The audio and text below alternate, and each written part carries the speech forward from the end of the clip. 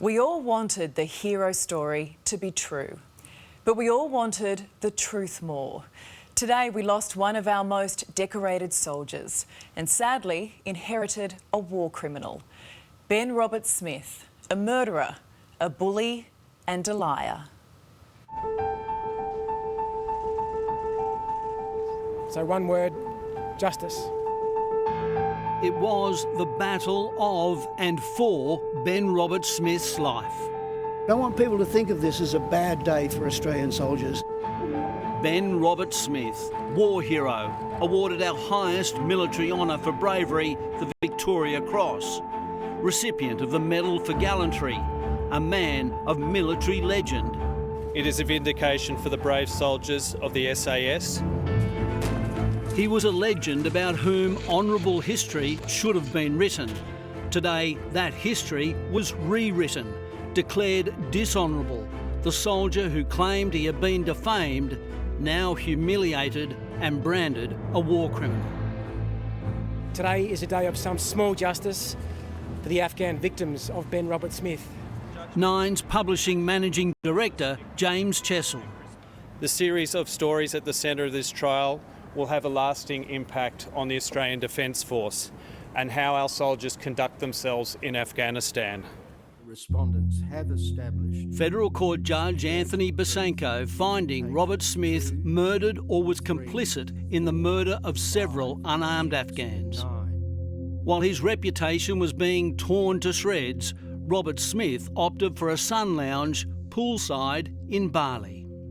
I'd like Ben Roberts-Smith to reflect on the people he murdered, the man he kicked off a cliff, the Afghan villagers. For almost 5 years, BRS, as he's become known, has been embroiled in a bitter and ugly war played out in the federal court. But Roberts-Smith's foe was no unseen enemy. In fact, it could not have been more public. Bankrolling his legal campaign, Chairman of the Seven Empire, media baron Kerry Stokes. Ben, are you still denying the allegations? Charles, I'll put out a statement already, thank you. On the other side, The Age, the Sydney Morning Herald and the Canberra Times. At stake, truth, honour and justice. And the trusted reputation of several journalists, as well as the brave who broke their silence to expose the truth.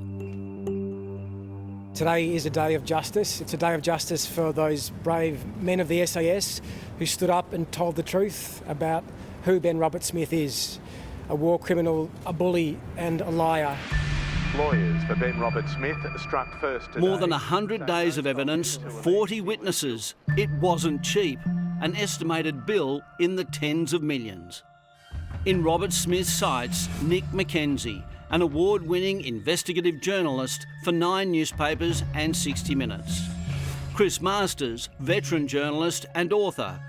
And David Rowe, former Defence and National Security correspondent for the Sydney Morning Herald and The Age.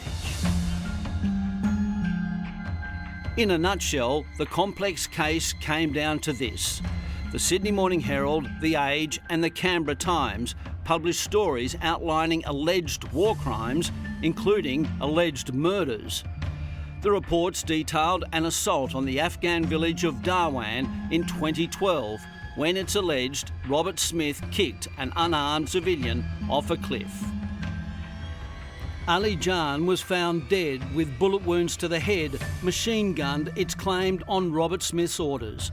Justice Basenko found that to be true.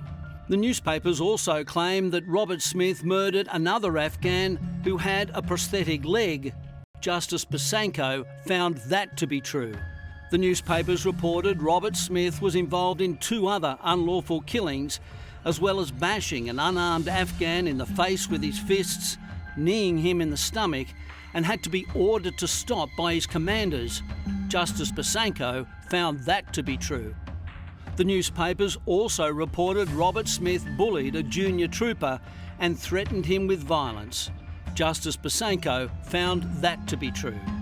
Lastly, Roberts-Smith's mistress claims she was subjected to domestic violence after a Parliament House function. The judge said her account was unreliable but his other findings outweighed whether that happened or not.